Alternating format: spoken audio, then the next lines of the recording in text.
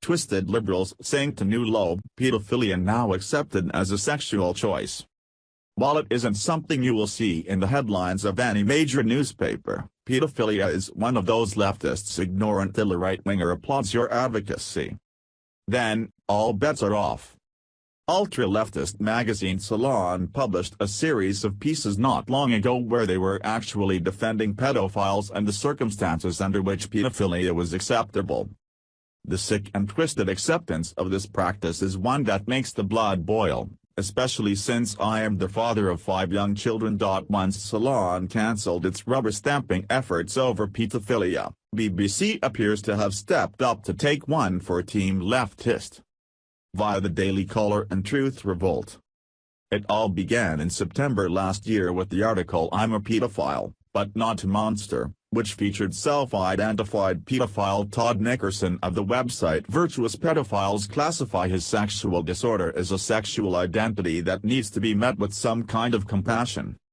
In a new video released Tuesday, Salon featured Nickerson talking openly about the nature of his sexual disorder, which he classifies as an orientation, and how he manages to resist the urge to molest children.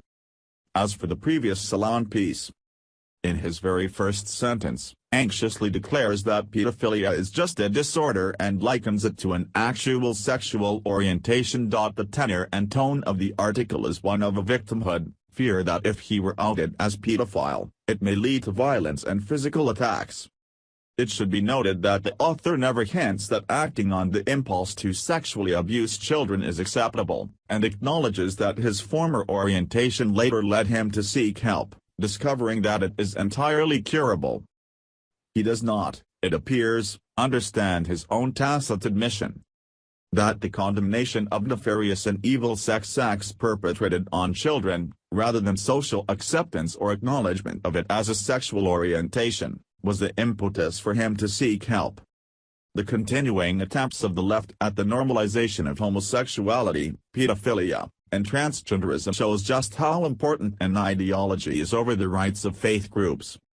While a Christian can turn down baking a certain cake for a gay couple and have his business nearly shut down, the outrage toward leftists as they attempt to bully people of faith into compliance is staggeringly muted.